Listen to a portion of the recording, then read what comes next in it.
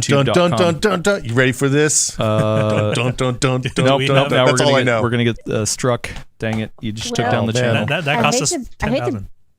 I hate Yeah. to break it to you, Will. No, not good. Doing that now makes you the old guy. Oh no! They still play that. Reliving the hits of his youth. When you go to the Warriors game, they still play that. It's a sporting event song now. It's like It's timeless. Yeah, it's like "We Will Rock You" and Seven Nation Army, all sporting event songs, eternal.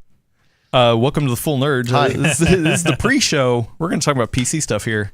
Lots of good information, but yeah, we're getting the hamsters spinning. We got to wait for a minute for the hamsters to spin. Hey, I like living up here in New England because Sweet Caroline is an awesome arena sports song to sing along with. You get that's Neil the New Diamond? England.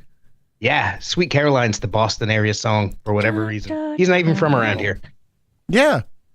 Hey, shout outs to 3DP Iceland. It's their birthday. Happy birthday. Happy birthday. Happy birthday. Wow. Yeah. The happiest of birthdays. What like there are stadium songs that are very unexpected to me, and I'm saying that, and now I can't think of a single one. But I mean, I'll be honest. When I went to a Warriors game and they played Seven Nation Army, I was like, that's a weird thing to play in but it has a good bass line, so I guess that like good bass line goes a long way. Yeah. My favorite thing is I go to a lot of rap and metal concerts, so like kind of tougher kind of concerts.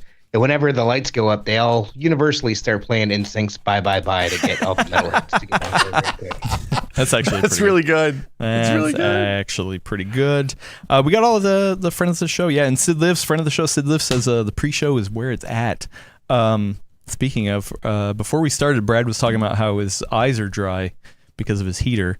And then I said you need to lube them up. Yeah, you said lube them up. Have you heard of something called gamer goo?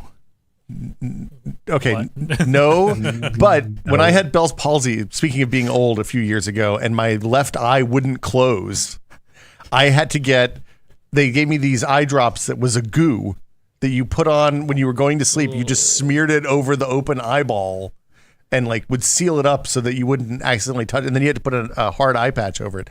I'm going to tell you, that was worse than the whole left side of the face not moving. Everything was bad there, but the goo on the eye hole was far and away the worst.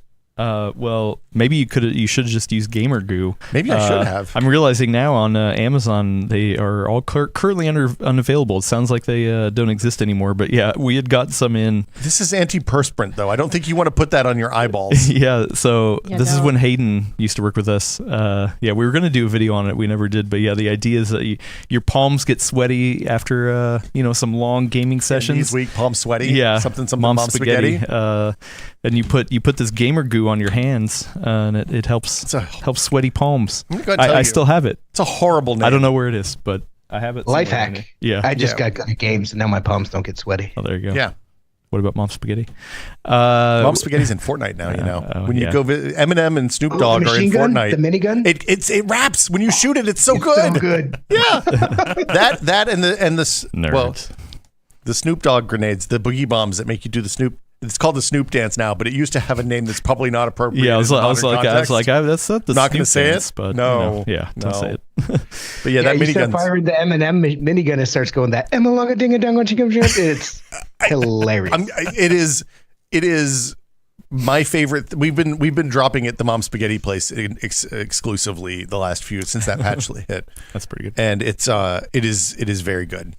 Xpod or Xpod X gave us $5 super chat. Thank you so much. That is a very specific question. I am going to hold on for the question and answers section because that's what questions are for. Yeah, because it's a legit question. So. Do you think it's weird that the Snoop mini game in Fortnite this season, the one that's like outside of the main game, is called Red versus Blue, Brad? Yeah, it's a little awkward. That was my immediate thought as well. Yeah, my thought was, this was a thing. Yeah, at first I thought it was like, the machinima? Nope. And then I was nope. Yeah. Okay. No. Yeah. No. That is interesting. Anyway, welcome to the metaverse. Over the weekend, I watched the Martha Stewart documentary on Netflix. Oh. Yeah. And Snoop features prominently in there. I never knew, or maybe I did know at some point, and it just left my brain. I never understood when they met and when those paths when did they meet? At the roast of Justin Bieber. I can see that. Yeah. prison. So they met there. They supposedly, according to the documentary, that's when they became lifelong friends. Like and Martha then- smoked him out, and they were good forever after that. Yeah. No, she said she got a lot of secondhand smoke. Oh yeah, I'm sure. I don't know why. Weird. But yeah. Did not inhale. Interesting documentary. There you go. I did not really know much about Martha Stewart, so now I do. Anyway, we're here with a podcast. How are the hamsters? Hamsters are spinning. So- Everything's running. For people who are not in the U.S., we had a 3-day holiday. Holloway. Holloway. Holla! Hollow. Is that an old one too, so you- Elena? Sorry. You know what? I've already said enough for today, so I'm just gonna leave it alone. I'm sorry. Usually, I don't like to do a podcast fresh off a 3-day weekend, but well, why not? Yeah, it makes for punchy material like Yeah. this. But yeah, we should get right into it because are the hamsters good? Well, Yeah, thumbs down, Lewis thumbs up. Law is asking why hamsters and why not guinea pigs, Adam? Why I don't is it really like hamsters? guinea pigs. What? Hamsters are cute. So I- Guinea pigs have so much more personality than a hamster. A hamster's a trash tier animal. Guinea pigs, But delightful. Yeah. We spicy on this Tuesday Yeah. back from a holiday. I don't know about trash tier. You've never had a Syrian hamster. Oh, no, I've never had your designer hamster, Brad. But guinea pigs have little cowlicks. They're very cute. Then they go in. They herd. They walk in lines. Yeah, Lewis Law, you started something. This is not. No, you know what? I forget hamsters, guinea pigs. I just want a capybara running the Oh. wheels. Look, if you had a capybara in here, I'd be here every day of the week. Or what about the So demure. Moodang? Moodang. Yeah. Moodang can spin the wheel any Or time of the day. he'll bite the wheel. We would have to. I don't We know. would have to like lube up Moodang because they got to keep sunscreen on all the time, or they get sunburned. Oh really? If you run Moodang on a wheel, she will get skinny and the magic would be ruined. That's true. That's true. Well, the magic is just about to start on this show, so I think we should get into it. Yeah. Let's start it. Everyone's good. Yeah, Let's go, gamers. Everyone's Yes, sir. good. Yeah, I'm feeling great. Guinea pigs are cranking over there. All right. Cool. All right. Here we go. Yeah. You ready? Roll it, Moodang. Oh crap! I don't remember the intro. And Welcome to the full nerd. oh, that's You've yeah. only done it 320 Fill in host something, blah blah blah. I don't know. something. Well, three somebody. I mean, to be four. fair, I've only done a handful, so That's true. Oh, Compare- someone suggested a chinchilla. No. Yes. I follow They're chinchilla dusty. on YouTube. they're dusty. They're very I don't know dense about fur. It'd have to be a lot cooler in here to have chinchillas. $10 super chat from Mike Quinton. Thank you so much. Another question I'm going to hold for the question and answer segment. So let me copy this over and paste it before I start the intro. I'm stalling, and This is what you get in the pre-show. I- You get to see live copying and my- pasting. My daughter, it was her hamster technically, but it was also the family hamster. She had a long-haired Syrian hamster, and it was the chillest animal ever. Give it a big, awesome thing with a bunch of tubes, and it would let you, because it had long hair, she could put little clips and bows and stuff in it, and it would run around in the hamster ball with clips and bows, and it was awesome. So I have a soft spot for hamsters. We had hamsters when I was in fourth I like grade, hamsters. and on Thursday they had babies, and on Monday we came back and there were no babies anymore. Oh, yeah. That sticks with you. Oh my. Did we stall long enough on them? Wow. Sid Yeah. Lives, I'm horrified now. Yeah, They went to the other farm. hamsters don't mess around, man. Sid Lives is asking for an ASMR version of the intro again. Should I do? You can't repeat the bit. What you should do is the. We should do the whole episode just ASMR. You should do just like not a- even address it. You should do the intro like '90s Rage Against the Machine, like just F you, I won't do what you tell yeah, me. that one. There we go. Yeah. Okay, Oh, my. and then I won't do it. Yeah. All right, here we go. Ready? Yeah. In this episode of The Full Nerd, the best CPU ever, Intel's got more problems, and your questions answered.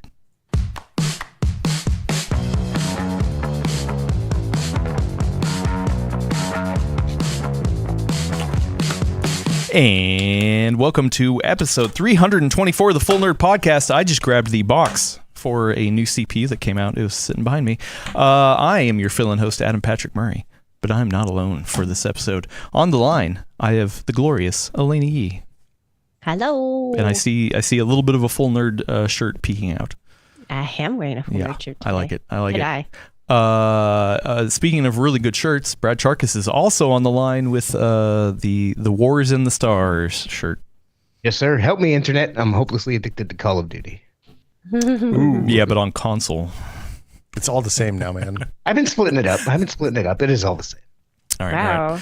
Wow. Speaking of Change. splitting it up, we got Will I don't know what you're splitting up. But I'm the brain cells. We're sharing the brain cells. Yeah, we're splitting between up us. We got half a us. brain. Yeah. Hello, Will. Thank you. It's good to see you, Adam. You get a Glad to be haircut. here. That was last week, but yes, thank you for noticing. Still looking good. Looking fresh. I like to give it 6 or 8 months between. You know who always looks fresh? It's Willis Lai, controlling the verticals and horizontals. Hi, Willis. He's the fresh maker. Hello, everyone. Happy Tuesday. Is he? I'm still leaving the stash and the beard. It's filling in nicely. Yeah, thanks. He's. I gotta switch my window. Oh yeah, you gotta tune in for the fresh growth. Yeah. Last week we had a full beard, the full beard episode. The full beard cast, yeah. That's why I wasn't on it, because I didn't have a beard to qualify. I keep saying I'm gonna get one. And I don't. First question from Ruru2: did Brad get a PS5 Pro? No, I haven't had a PlayStation since the PlayStation 2. Yeah, there you go. Before we enter the show, we got a lot of interesting stuff to talk about, a lot of good stuff. But I wanna kick off. I've tried to think of a way to make a segment out of this. It's not like a segment, but it's kind of like the intro of the show. Yeah, sometimes we just fit in little things here. Yeah. What if I call it the accessory box? I like that. You're making a bucket. I love accessory boxes. Just they're not the main show when you get a new case, but I always like looking. I'm like, ooh, what's in the accessory? Here's some box, branded zip ties. Yeah, maybe a little bit of Velcro. I put some Post-it notes with a couple topics in here. So do you? Yeah, let's. This is a potpourri. Yeah, I love a potpourri. Let's grab one. Two fell out. So do you want me to just pick one? Yeah, It's like my tattoo shop where they'll give you a tattoo for $50 if you pick whatever you put into the bubblegum machine and take whatever they get out. Wow. Okay. and that's how I got the dolphin on the back on my lower back. Like the Miami Dolphins. Yeah. What do we got? It says Oro Coke. Okay. Well. Oro Coke. Oh, Oreo Coke. Sorry, I don't have good handwriting, but you brought in last week. Yeah. You were gracious enough Oreos. to bring in Coca-Cola flavored Oreos. Yeah. We did some science though. If you didn't know this, Will has the phrase "always be testing." It's a thing I invented. I'm just gonna steal it now. We didn't trademark that at the last. Here place. on the Full Nerd, we're always be testing. No, I feel like they're gonna get sued, but that's fine. Go ahead. Okay. Anyway, we did some science because we agreed when we first ate these that we did not like them. Well, but hold on. I just usually as the explosion of consumer products has sometimes it's good, sometimes it's bad. Oreo typically does pretty well. They put Pop Rocks in the goo, I was like, that's really good. Typically does Coca-Cola, pretty well. yeah, they grind up unicorns, put them in the Coke. That's delicious. I never in my life have I had an Oreo and thought, man, this would be better if I put a bunch of Coca-Cola in my mouth. Right? Which actually, the Oreo flavored Coke I think is actually much better. Yeah, but you don't want the fizz and the cookie bits ground into your molars. None of that's good. It's not what you're looking for. Brad, Elena, have you had the Coca-Cola flavored Oreos? No, I feel like it's one of those things where it can go either way. When the first time you try it, you're like, I don't know about this, and then you keep eating it, and either you end up loving it or you end up really hating it. That's the McRib effect. Well, so one of the claims of fame is that the inside part, the gooey center, the cream, part, I think, the cream of the crop, it has like kind of Pop Rock kind of things in it. So it's like a fizz, like a Coca-Cola. It smells bad. Yeah, you can kind of smell it. So that's interesting. But then also, the black side of the Oreo is just normal. And then the red side of the cookie is different. It's new. We did some testing. We did a lot of testing. Yeah. We did. This is mostly Adam, you empty. did a lot of testing. I was like, I'm not going to eat any more of listen, those. They're bad. We always say this here on the Full Nerd, always be testing. It is what we always say. It's the thing we've been saying since the beginning. 300 episodes ago, you kicked off the first episode. You're like, hey, I just want to say the motto of the show, always be testing. Always be testing. Go back, watch the tape. Yeah, it's on the channel. And after a lot of testing, I realized it's actually the red part of the cookie that I do not like. Yeah, it tastes bad. Yeah, so if you eat it with two black cookies, then it's actually not too bad in my mind. It's still not great. How would you I describe have a the red follow-up cookie? question. Oh, Yes. Did you try dipping it inside of Coca-Cola instead of milk? no. I didn't. Well, number one, I didn't try dipping it in milk because that's not really my jam. But I would love to try dipping it in Coca-Cola. I would Immediately. I've never heard go of get a these Coca-Cola. I'll be until right today. back. Yeah, there you go. Anyway, so that was it's one little topic. What was, It says Coke on the red side. Yeah, I know. And if it didn't have that, you would never know. What was bad about the red part of the cookie? Like, how did that it just has this weird like cinnamon kind of spice to it. I don't know. Like, yeah, it smells like fake cinnamon and licorice. Yeah, it's kind of together and almost too strong. Yeah. I wish it was a little more subtle. It's very strong. You know when you get like add some booze to that mix, and it smells like one of my Christmas parties with family. There you go. That's actually, but like it tastes like those Coke bottle things, those like the waxy candies that you suck the goo out of. Oh yeah. It tastes like that stuff does kind of, but worse. Yeah, but worse. Yeah, it's not good.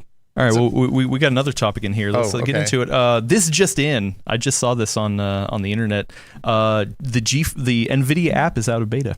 Whoa! GeForce Experience is no longer. I just installed it the other day, and it was beta then on Saturday. Yeah. And now it's not in beta anymore? Have we wrote this up on PCWorld yet? Yeah, as of this morning. Oh, okay. Yep. Yeah, well, then So I will go over to our does this article. mean the GeForce Experience is no more? They're still keeping it around for now. They're not forcing people over with the drivers. It's available as an optional install with the drivers, but the expectation is probably early next year. It's going to be the along with the Alan Parsons Experience. Now the GeForce Experience is retired. I've been using the NVIDIA app, and I like it. I like it. Yeah. Yeah, me too. Like there's a lot.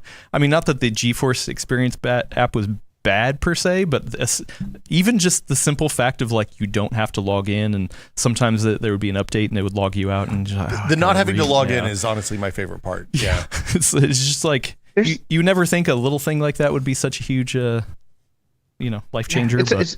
That's a huge quality of life difference for me. The fact that they're still not fully complete, but they're working in a bunch of settings from the NVIDIA control panel too, because the GFE/NVIDIA control panel has been a terrible experience for 5 years.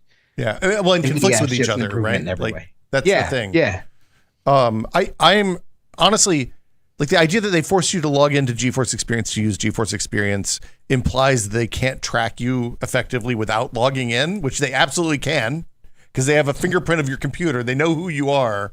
They just don't know who you are. They know that you're the same person over and over again. So like there's no upside to them requiring that login. I'm glad that they ditched the requirement. I hope they don't change that as it goes out of beta. Yeah. So congratulations. If you don't have the NVIDIA app, you can get it now at local retailers. I don't know. Just on the website. I think it's at NVIDIA.com. Internet probably. Yeah. Internet, eh? We got another one in here. Oh, we got two more in here. Oh, we're gonna do all of them? Oh, why not? Oh, okay. I thought this was like a pick one. We don't have to. Oh no, it's fine. Well, so, I mean, these are topical stuff like a brand new Steam Deck. What? Okay, actually, no, it's just a limited edition. Wait. A new limited edition variant. Is it a cosmetic refresh? It's a cosmetic refresh. Have you not seen it? Yeah, no, I saw it. It's a weaker ROG Ally. Is that what you mean? Yeah, wow. it is. Wow, dang, spicy. What? It is white, and it is very white and gray, and then the power button. It looks is red. damn good. It does look pretty. Yeah, good. but how long is it going to look good though? Real talk.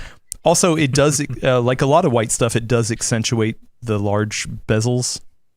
So that's true. Yeah. So when I first saw it, somebody tagged me in Discord. I'm sorry, I can't remember. It might have been friend of the show, Cause MC, but they were like, no. And I was like, oh, but I really want it.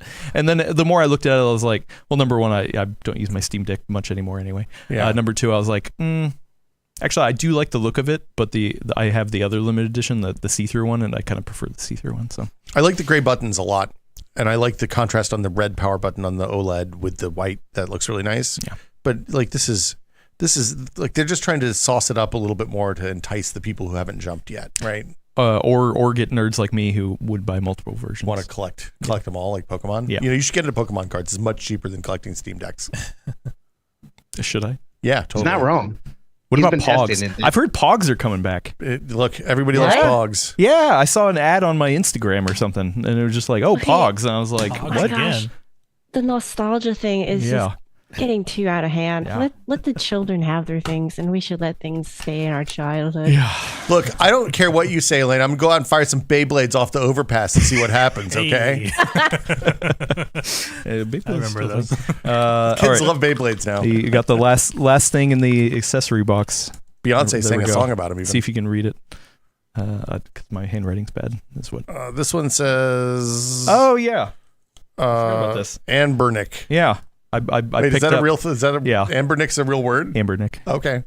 Anbernic, Anbernic. I picked up the RG40XXV. What's the is that like a FPGA thing, or is that a No, this is a Linux based software emulation. There was a big sale, probably because they're literally coming out with new ones every week. So, but as of right now, this is still one of the best ones for vertical orientation of retro game style handhelds. Okay. So far, I like it. I haven't done a ton with it, but I'll say the place that they put the bumpers is really good. I played some SNES games. Not that I would encourage that kind of activity. It was your own ROM. I saw you. Yeah, dump it I dumped the ROM. Yeah. But yeah, like you could actually hit the bumpers. On a lot of those vertical ones, hitting the bumpers is hard. So. And the D-pad. The D-pad is actually really good. This is funny. Friend of the show, Lewis Law says, "Isn't there a newer Anbernic thingy?" There is literally always a new Anbernic thingy. Yeah. So every year, every quarter, every semester. Yeah. Like you can reload the webpage. And actually, I was a friend of the show, Retro Game Core. Has a video about this. Has a video about all the handheld devices out there. Go subscribe. I love his channel. I was watching a video about this, or there's a new Retroid Pocket 5. I was like, oh no. Wow. Anyway, and one of the top comments of the video that I saw was somebody saying, "Hey, every time I hear your intro music, every time I hear my husband listen to your intro music, I know that our bank account is going to get drained," or something like that. And I was like, that's pretty funny. And I was like, yeah, unfortunately, that is kind of how it goes. I just like Can we go back to the Steam Deck thing for just a second while we're talking about I guess it's a new segment, new rules, right? If they're doing alternate colorways, this means that we're getting one step closer to like a GameCube orange Steam Deck with a handle. Look, if they color it GameCube orange, it has to have a handle, right? That's the law. GameCube orange would be awesome, or Game Boy Color purple. Oh, like the translucent-y one? Yeah. Oh, that's I like such a good translucent color. I like translucent purple. Yeah. If you could have a Steam Deck color, Elena, which would it be? Oh, you know what? Now that you've mentioned the translucent thing, I think I'd like to. Does anyone still remember this the N64 translucent purple controller? Yes. Like I would want a handheld that has that style. Is that the same color as the Game? It's a different color than the Game Boy, isn't it? It's like lighter, I think. I don't remember actually, but there are custom plates that you can get for the Steam Deck that are like that. Lewis Law said Famicom edition Steam Deck. I get one. Yeah. I feel like they could have problems if they call it that, though. I don't know. Usually they get around it as long as it's the colorway, and then 8-Bit Do does that all the time. That's true. But they just call they it just something. imply. Yeah. Well, it's pretty easy to change like the buttons and stuff. Like if you wanted the Japanese Super Famicom color layout for your Steam Deck buttons, that's an easy swap. Changing the front panel is harder. Changing the back panel is relatively. I think I've changed the back panel. Yeah, the front panel's harder because it's the screen. Yeah, it's all attached. JSOX is the company I was thinking of that makes those cases. Brad, what color? If you could have one. I'm all about the Miami Vice. Freaking purples and pinks and stuff like that. So if they put one of those out, I'd buy them in a heart. I'm actually on the market because I'm hoping to bring one of these to CES. So Valve, get on it. There you go. Speaking of getting on it, we should actually get to the. Should we do a podcast? I know. Well, maybe we should start a podcast. Almost a half hour. Should we start a podcast? Yeah. I mean, you just do the intro. We'll let it rip. Yeah. And here we go. In front of me, I have the box that contains no CPU in it, but it's at least the box of the AMD Ryzen 7 9800 X3D. I keep wanting to say Ryzen 9 because it's 9000, but no, it's Ryzen 7 9800 X3D. All the reviews went up Thursday. No, Wednesday was the embargo. Thursday was the launch day. Okay. I actually wanted to pick up another one, but I got to it a little later and it was gone everywhere. Yeah, they were sold out immediately. Wow. Paper launch. Am I right? No, it's actually a toilet paper launch, as it seems. I would say, at least I would say, Brad, I don't know what you would say, but it feels like the internet was almost all in agreement here that the 9800 X3D is a damn good CPU. It freaking rocks, man. It's not entirely a fair fight because the Core Ultra 9 2285K, I'm still 285K. Yeah. It's out loud yet. But it regressed a little bit, but this thing just smokes what Intel's $100 plus chip more does. Like this, the switch to second gen Vcache underneath the CPU dial has eradicated all of the drawbacks that we had with previous generations about it not being able to overclock, clocking slower, stuff like that, thermal issues. And it also made it a lot more compelling for productivity too. So this thing, you know, you're looking for a gaming first CPU that can also do some smoking productivity. This thing rocks. It's kind of the all around king right now, right? Like if 16 threads will do what you need, then you're not going to do better. Yeah. I feel like people usually say 8 core 16 thread is like the sweet spot for most people, and I would tend to agree. And yeah, that was the thing. So for me, so Brad did a nice write up. There's a link in the description. Gordon took all the testing information and did an awesome video. Go watch that if you haven't. But yeah, for me, I kind of already knew. I mean, the 7800 X3D, the 5800 X3D, all those X3D parts are aimed at gaming first. But this one, because of that second gen Vcache and having it stacked on the bottom, allows it to be, in my mind, more than just a gaming CPU. Because I always felt like, and you would hear this at launches, people would be like, at the Ryzen 7000 launch or the Ryzen 9000 launch of the non-X3D parts, people were like, well, why are they even releasing these? Everyone's just waiting for the X3D parts. And I was like, well, no, actually, non-X3D parts, you know, have plenty of reason to be there for for people who don't just do gaming. I mean, but they can also game quite well. But for me, it was always like, okay, you've got the normal SKUs, and then you got the gaming specific SKUs, and sometimes it wouldn't line up because it was like, okay, well, we've got the, you know, an 8-core part that doesn't have Vcache, but then an 8-core part that does have Vcache, and in gaming the Vcache version does better, but in productivity workloads the non-Vcache version does better, but the gaming one is actually more expensive usually, so it never fit in quite well, and which is also so. What? I feel like that segmentation was really smart, honestly, on their part for a while. Because you could basically get people who wanted to game to pay a little bit more, right? If you actually wanted like really strong gaming performance, then you would pay out for that. Well, yeah, but now, well, and that's also why they went away from having a non 3D Vcache version that had an 8 in it. So it was the 7700X, then the 9700X, and there was never a 9800 or 7800 non-X, yeah. Right? And so I think they saw it as that as well, but the weird thing for me is like, okay, you're paying more, sure, you're getting more game performance, but you're actually getting less performance than the CPU underneath it for if you were doing other content creation or productivity stuff. This takes that all away. In it, like, it almost literally just makes the stack just normal, where it's like, okay, well, you pay more, and across the board you get more now. Yeah. And for me, the tagline, if I would have made a review video, Gordon's video is awesome. If I would have made a review video, the title for me would be like, it's not just a gaming CPU anymore. And here we do a lot more productivity and content creation workloads, because that's just what we like to focus on for CPU testing. And especially for this one, you know, there was, it's like, oh, well, should we do more game testing? I'm like, yeah, sure, but we already kind of know that this is going to be pretty good for gaming. You know, I mean, we did some gaming testing, but for the most part, I want to see how much better it is for those other workloads. That's what I was excited about and what I was curious about. And yeah, I was just like, oh, wow. A friend of mine who does game development stuff was like, hey, what's the story on this thing? Is this finally the CPU that I can have like really best in class games and actually build my game that I'm working on as well? And I kind of want to go dig into that and run some benchmarks on the 9800 now that yeah. Like run the Unreal compiles and stuff like that and see how it goes. See, to me, like, I agree with everything you're saying. I think that there's no longer the compromises that this had in the past.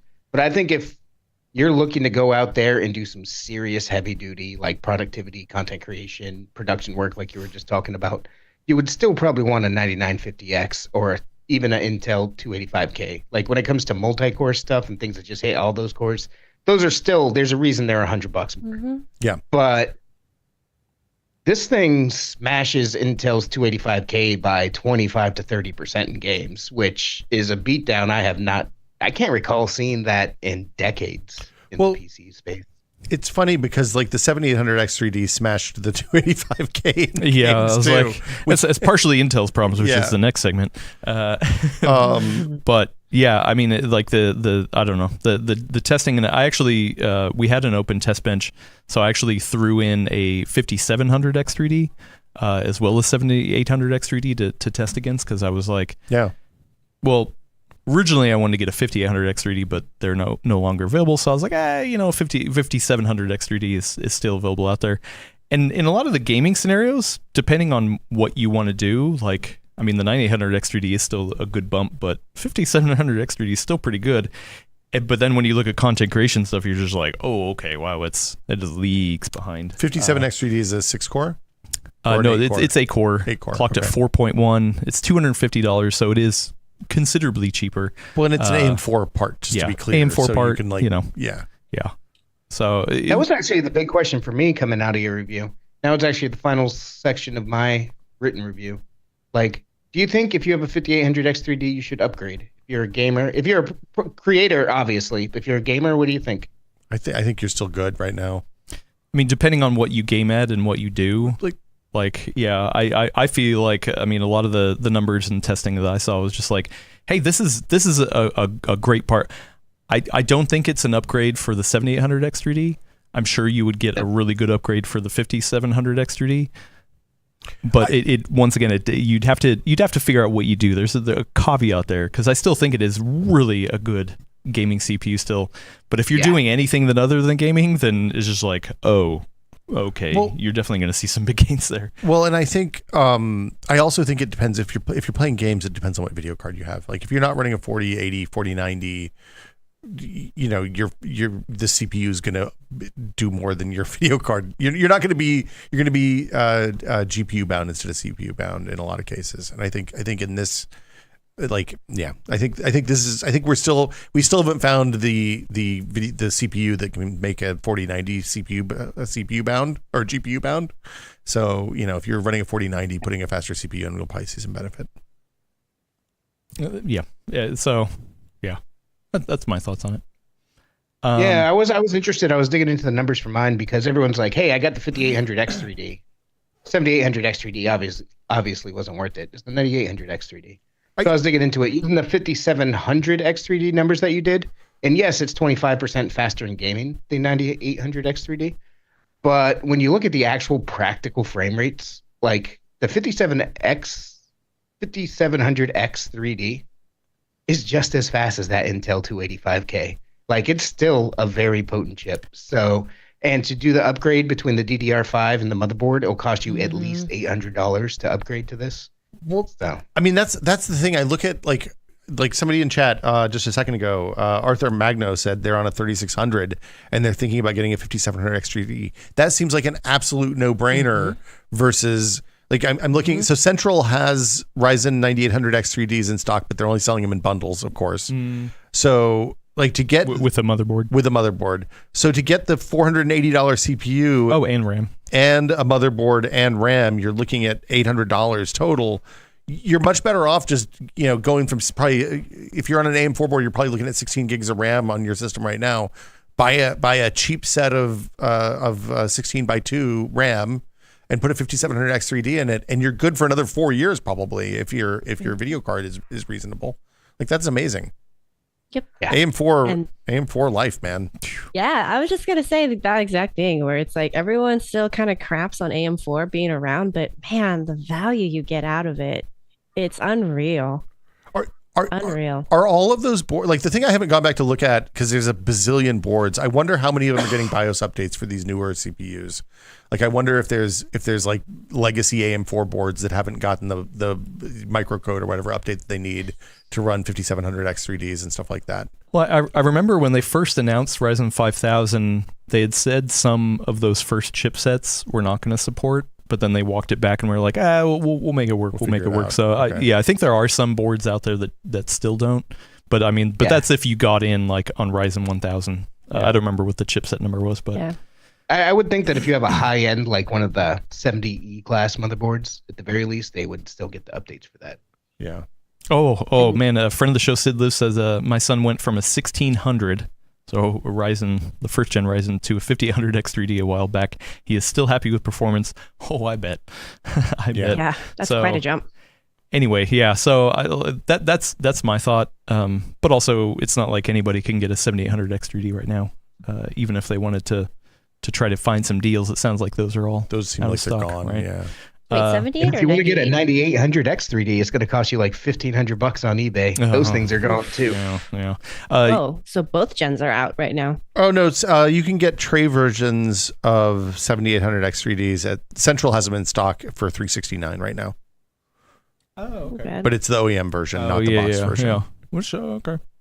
Not bad, So though. that's Yeah. $20 off retail. That's pretty good. Yeah, that's not bad.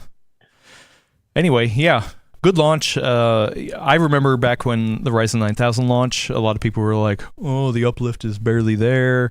What this spells doom and gloom for the X3D parts when that comes out."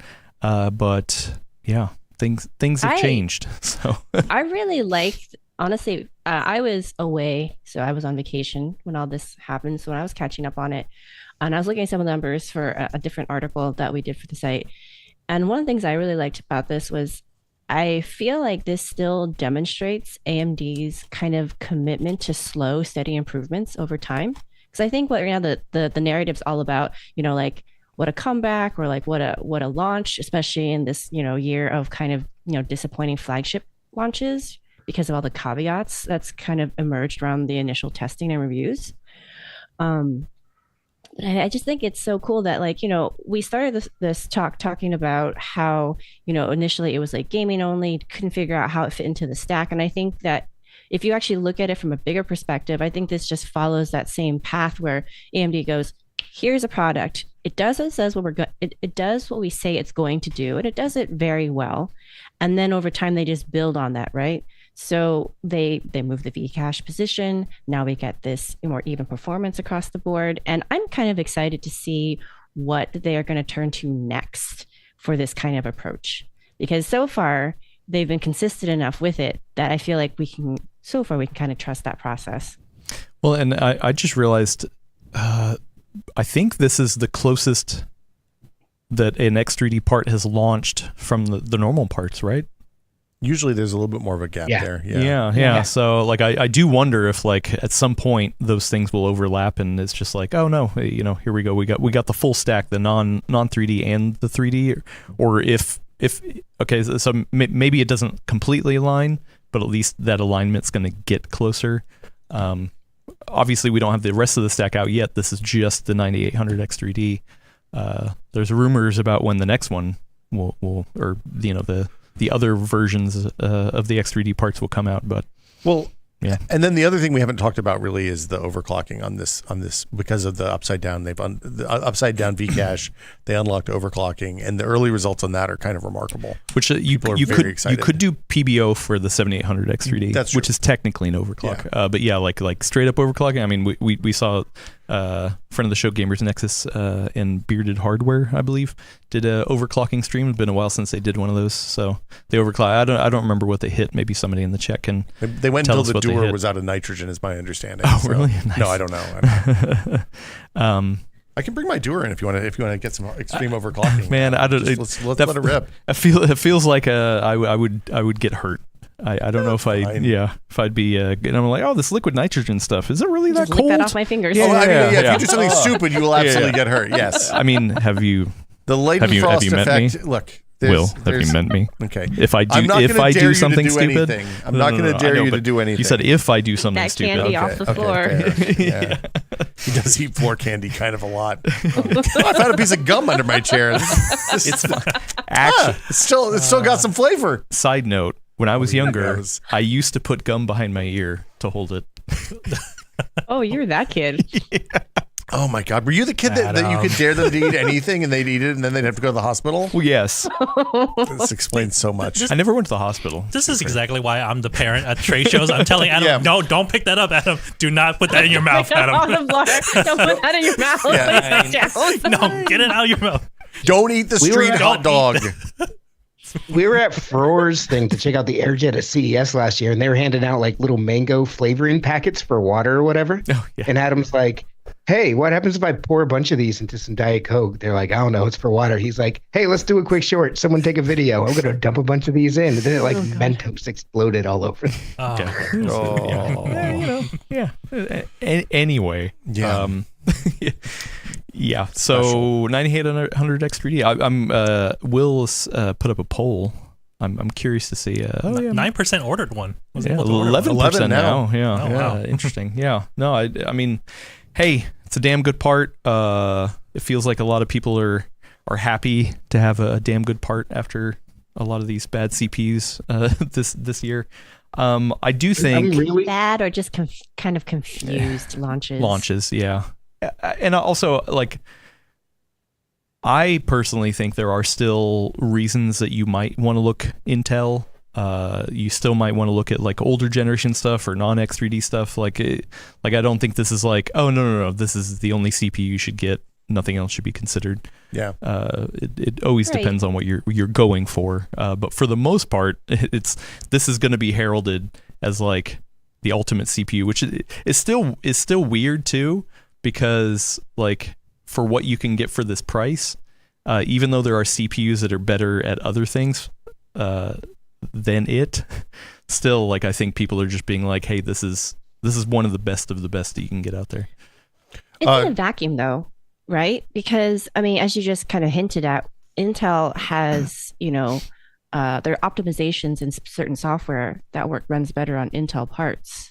Still, I would assume. So that's going to affect what's best for whoever's building that particular system. Yeah, like Premiere Pro still favors Intel. AMD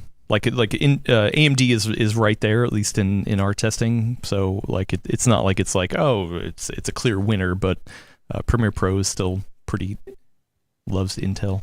Well, but does it love Intel because there's some more threads on the Intel CPUs, or does it love Intel because of some inherent optimization in the Intel CPU cores? I think part of it's the QuickSync integration for sure, which I'm still surprised that they don't use the dedicated encoder in the AMD CPUs for acceleration, but maybe that's just people don't use it because the quality's bad. Well, no, for like real-time playback. I would say not for export, but yeah. I mean, if you dig into the actual like what Puget tests, Puget. I'm sorry. I don't remember. Puget Sound is how I always said it. But yeah, like if you look at the subscores, AMD does better on non-compressed footage, where Intel actually does better on compressed footage. Interesting. Yeah. So like if you're trying to like real-time playback or export compressed footage, which I mean a lot of video professionals use, like it favors Intel. But things like to raw, me, I think this gets back to everything we've been saying for a while. We're at the point where we're spoiled for choice. If you have a very specific workflow need, like you can go out and look at reviews and figure out exactly which chip this is best for. And sure, if you're running a 4060 or something like that, you shouldn't go out and buy a $500 gaming CPU, even though it's the best. You want something more in line with what you want. But what AMD put out in this package, it should be held up as being something excellent. It got rid of all of the weaknesses of the past products, and it just laid a beat down on Intel. Like, they deserve their kudos for this. This was the perfect timing, too. Because I feel like it's just like, AMD running over and kicking Intel while they're down. Because I'm so glad that they figured out the AMD Windows 11 issues, which I'm sure we'll talk about in the next segment. It sounds like Intel's going through some of its own right now. But I'm glad we had those teething pains with the initial Ryzen 9000 things. They figured it out. 24H2 is here, and now the X3D soar. I think there's still the feeling I get, and we'll talk about this in the Intel segment, but I think the feeling I got even from the AMD announcement is that there's still room for better branch prediction and smarter branch prediction with Windows and Windows communicating which stuff goes, especially on the multi-CCD chips going forward. Like there's still movement to be had there is what it is, the vibe I get. That's a great point. I'm actually really interested to see how the 9950X3D in equivalent shape up, because the previous generations, like they only put the cache on the one chip because they had all the issues, both between communication and the overclocking and stuff.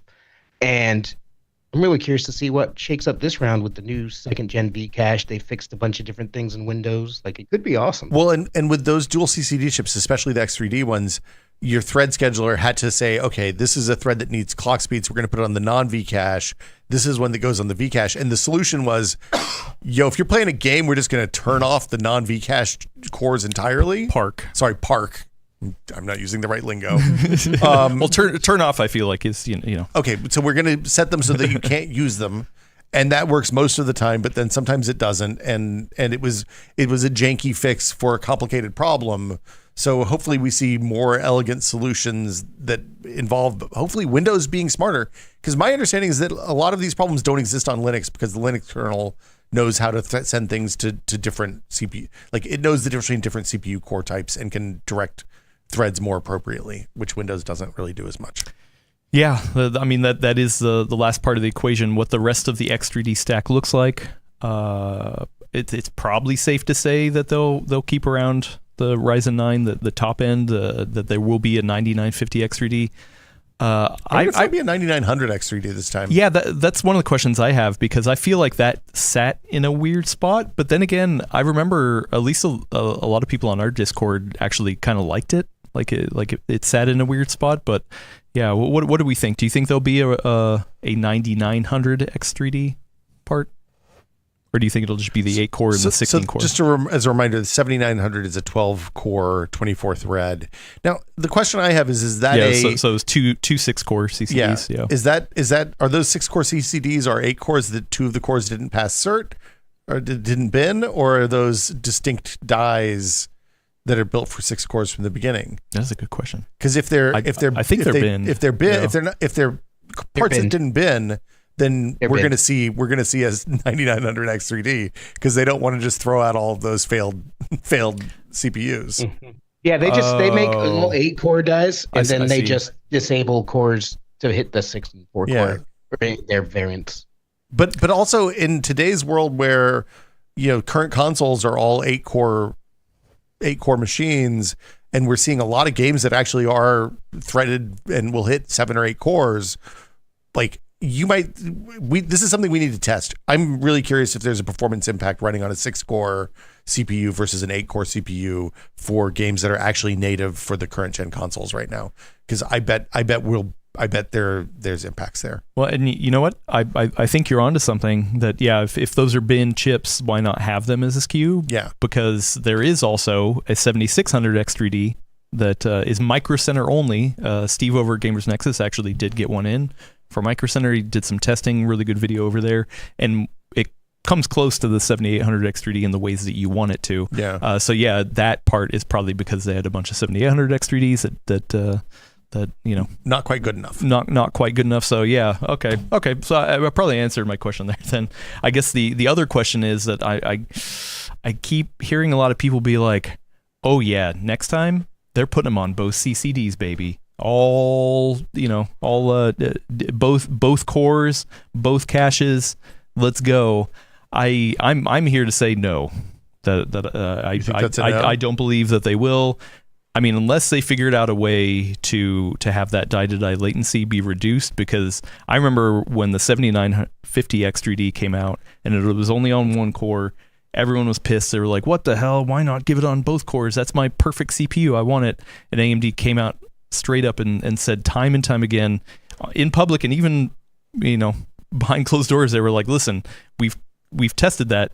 You don't want that. It's going to be so much more expensive, and it actually performed worse in a lot of ways. Cache latency was really bad. So right? like, if you're thinking that there's a game that maybe wants 10 cores, so it'll take 8 over here and then 2 over here, that it's going to be a horrible experience. You don't want that, and the price is going to be prohibitive. So I don't think there'll be cache on both cores. The price is the reason I think not, without it being ridiculous. Because if you look at the 9700X, it's like $320. Same amount of cores. The 9800 X3D is clocked a little higher, but adding those V cache turns that into a $490 part or whatever it is. Yeah. So it's a $170 premium for V cache. I don't think they're going to roll that out across all the chips in the future. I mean, like, look, if you want the V cache on multiple chips, that's a Zen 6 or later thing. Like if they find a way to make the Vcache glue the two CCD dies together, like I mean Intel does this with their L3, right? Like if they can put the Vcache and it goes on both CCDs and then they both share the same cache so that they can talk at the speed of cache, that's magic. I think that's fantastic. I don't think we're there yet. It's not going to happen this go around, I don't think. Also, once again, like how many games actually do need more than 8 cores? I mean, Nothing I think right that's now. the question that you're asking. No, yeah, you'd be insane to make a game that shows appreciable benefit at more than 8 cores right now, given the market. Yeah. The other thing, the thing that's interesting to me about all of this launch, is that AMD has stuck with this dual CCD, the dual compute die thing, despite it being kind of problematic for reasons that are complicated and don't. I don't see like a fix. I see like a series of band-aids that's going to make it get better and better over time. Intel has all of their compute stuff on one die still, even in the chiplet design. So their benefits are in manufacturing efficiency and cost, not necessarily in, hey, we can put even more cores on these chips, because of the scaling them up beyond a certain point gets difficult. So like they avoid all of these compute die to compute die latency problems and all of that stuff by just keeping all of the CPUs on one die. And I'm curious if we're going to see down the line Intel desktop CPUs that have multiple compute tiles in the same way that we see like 9000 and 9950s with multiple CCDs on the chiplets on the AMD side. And I don't know. Like we've ended up in a situation where everybody has the same problem, where they have not all CPUs are exactly equal, but for completely different reasons. And it's a weird. And I think that's part of why Windows gets so screwed up these days. Like it is. CPUs are so much more complicated than they used to be. Yeah, and Windows in a lot of ways is still living in a world where all CPU cores, like Windows just barely understands hyperthreading at this point. So like, yeah. Speaking of problems, Intel has some problems, and we're going to talk about it. So there's actually kind of a gathering of stories that I wanted to bring up in here, because a bunch of little stuff has been coming up over the past week. Links in the description for a couple articles over at PCWorld.com. I don't know if you heard of it. You could point any web browser to PCWorld.com, and it'll get there, hopefully. It's a website. Nice little it's for website. kids. Yeah. Hey, that's my hand. Yeah. So there you can go see an article right now that features Will's hand. I'm holding a CPU. Yeah. The article is written by Mark. It's not Mark's hand. It's actually Will's hand. Do I get hand credit? Actually, you did not get hand credit. Wow. Yeah, I'm sorry. Wow. Just don't tell the lawyers. So yeah, there's one article. Let's start off here. Intel pledges to fix Arrow Lake after launch. Quote, didn't go as planned. So Robert Halleck, which we've had on the podcast, a friend of the show, got on the Hot Hardware podcast with a friend of the show's over there, and was talking about, you know what, that launch didn't go as planned. Maybe you. I think that's fair. Maybe you would agree with him. Yeah. I mean, I think if nothing else, their power profile stuff is definitely not what they intended to happen. There's other stuff down like I think they didn't mean to release a CPU that underperformed pretty much everything else on the market. I think that's fair to say, right? Yeah. So here's a direct quote from Halleck saying, quote, Here's this old adage that we've talked about with journalists and hardware companies alike, that a new platform is hard. Anytime you radically overhaul anything, it presents new and sometimes unexpected challenges, and I think what people have been interested to hear is what happened. And I can't go into all the details yet, but we, Intel, we've identified a series of issues, multi-factors. They're at the OS level, they're at the BIOS level, and I will say the performance we saw in reviews, to be very clear, through no fault of reviewers, was not what we expected, not what we intended. The launch just didn't go as planned, and that's been a humbling lesson for all of us, and it's kind of inspired a fairly large response internally to get to the bottom of what happened and to fix it, end quote. Sorry, it was a long thing, but lots to dig into here. I mean, that's one of many quotes. You should go check out the article, or even better yet, Hardware's video. Yeah. It's the thing we said ages ago. Like, new platforms are hard. It's AMD had the same problem, had similar problems with their expected review. Like everybody tests this stuff internally to death, just to be clear. It's not like these chips are coming off the fab and they're like, okay, well, if chips are done, let's send them right out to the reviewers and let's see how it goes. And a lot of it's theoretical testing too. Yeah. To figure out like, oh, hey, what do we think we should be hitting? Yeah. Right? But like the systems, like the system, and when I say system, I don't mean like a PC. I mean the system of the computer. All the bits and pieces that make up a computer now is so spectacularly complicated, and one or two small changes from reviewers to what they're testing internally can have an enormous impact, right? And I do not envy the people who run their testing labs that their phones were lighting up when the embargo lifted and they were like, hey, everybody's benchmark numbers are off. I'm sure. Yeah. So interesting stuff. I mean, it sounds like that they will have something to report. What is this? Either by end of November or early December, and then work to fix it. So, hopefully in the next couple months, something. I'm curious to see what they can identify, how that actually translates to fixes, and if that can help surmount some of the odd, very odd numbers that we're seeing, especially in gaming. I feel like in a lot of productivity stuff, we saw some good stuff, but especially in gaming, it was just like, well, that's I'm not surprised by the gaming results, because again, for generations they've just been juicing the hell out of Raptor Lake, Rocket Lake, and stuff like that, and this is the switch to a more energy efficient one. But on pulling back on a macro level for a second, like I genuinely hope they have success. AMD recently went through this, as Will was saying, and they got the Windows 11 update out and a couple other updates, and things are looking great. We're sitting here praising the 9800X3D. Intel itself just went through this with Intel Arc. Like, those drivers were a hot mess when they launched. But right now, like, I wouldn't necessarily tell someone to go look for an Arc card, but if someone got an Arc card, I wouldn't be like, bro, you should go change that out. So I hope that I actually wish them well. I hope they do have success. Yeah. But I'm getting super tired of all of these huge launches just being broken at launch. And I think it's partially the chip company's fault for just introducing new stuff all the time without communicating lockstep with Windows. I think part of it's Microsoft's fault for not being able to keep up with the pace of innovation that the CPUs are doing. But it's been a trying year for PC enthusiasts. Like the Microsoft, the speed at which Microsoft moves on, like for good reason. Like they move slow on kernel changes, and a lot of the stuff is kernel like really low level changes. I hope, and just to be clear, the Microsoft problem is that they support billions of users, right? And what they change needs to work and be reliable for billions of users. And the millions of new machines that are shipping that support these new CPUs are a blip in their overall market. So they're not incentivized to move quickly, right?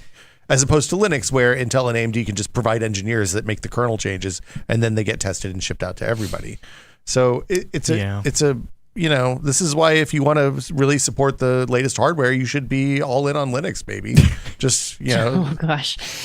2025. Year of Linux. I've heard. Year of Linux. Boy, here we go. Here we go. Elena? I like this comment in chat here from Francesco. It says, sounds like video games, which is a comment I think I made on a previous show, which is like, this feels very much like when video games started going to the day one patch era.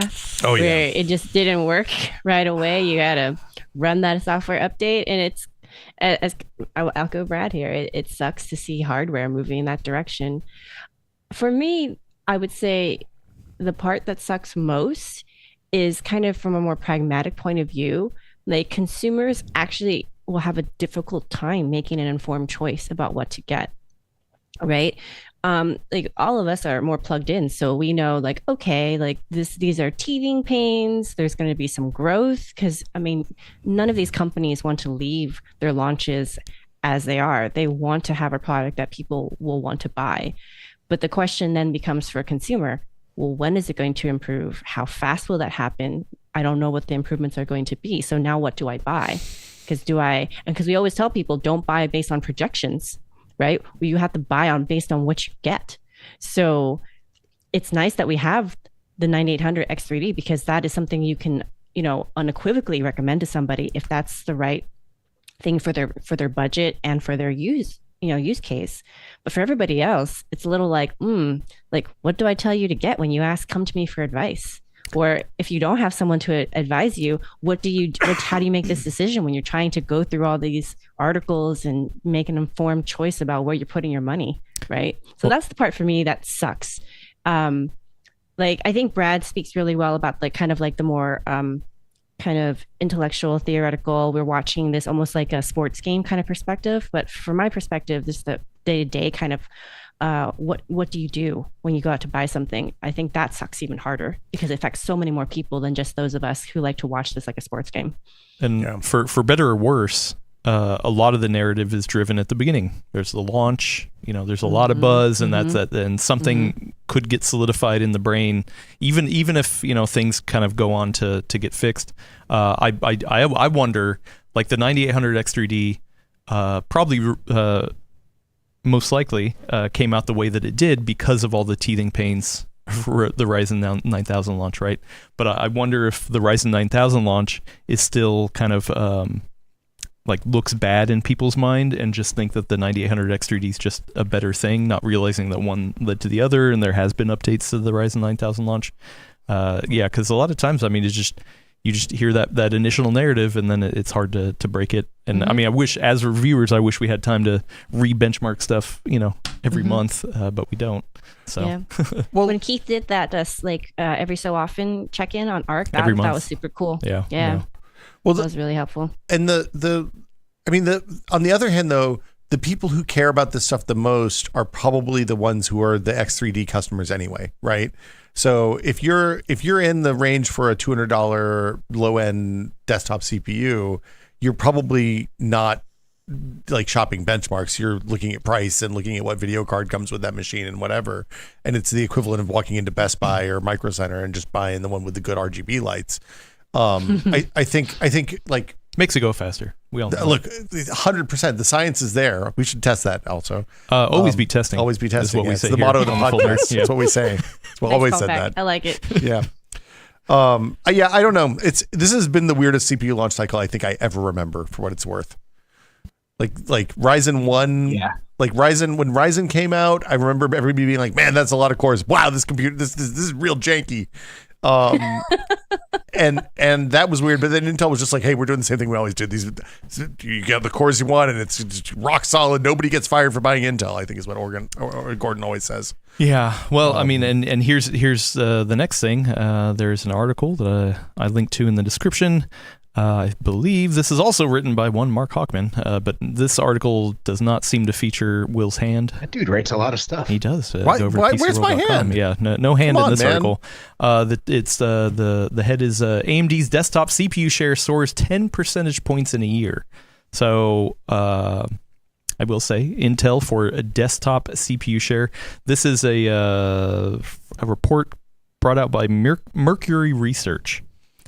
Going into the actual market share and stuff, and lo and behold, which we knew, Intel actually still does hold a commanding lead over AMD.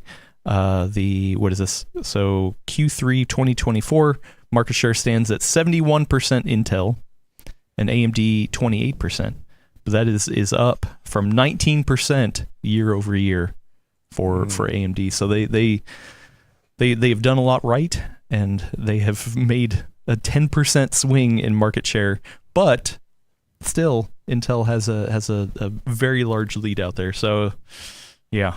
But I mean, this is a trailing. What is it that business people say? This is a trailing indicator or lagging indicator or something. Yeah. This is one of those ones that like, if AMD is the only company that sells desktop CPUs this quarter, they're going to move at like 2 percentage points or 3 percentage points at the outside. So this is a big deal. Yeah, definitely. I mean, it is, especially because they clawed back 3% in laptops too, which has traditionally been very hard for AMD. Yeah, yeah. Well, right. It's funny because like the laptop rollout was much more stable, and there's clear direction there, right? Like if you want battery life, you buy Intel and you sacrifice a little bit of power. If you want a little more power, you buy the AMD one, you sacrifice a little bit of battery life. And if you want to be able to run like 8/10 of your software, then maybe think about Qualcomm and pass on the rest of that. So like it's a much easier proposition, I think, than say the desktop stuff is, which until the X3D rolled out was like, hey, these are both kind of okay, but they got some weird stuff. And if you like, It is lagging desktop though. So if you look at the Q3 2023, the market share split between Intel and AMD on both desktop and mobile was almost identical. 80% Intel on both and 19% AMD on both. But in that year time, desktop shot up to 28%, where mobile shot up to 22%. So not the same kind of climb, but definitely a climb. But also the refreshes hadn't landed yet, right? So for these numbers to count, probably maybe these include the tail end of the refreshes. But Lunar Lake wouldn't have landed yet. Yeah, no. Lunar Lake only is just starting to come out in the laptop numbers. Yeah, just barely. Like this is Meteor Lake. This is Raptor Lake. I think is the last. Yeah, one. Which you would think off of the Meteor Lake launch that more people would have been looking AMD for sure.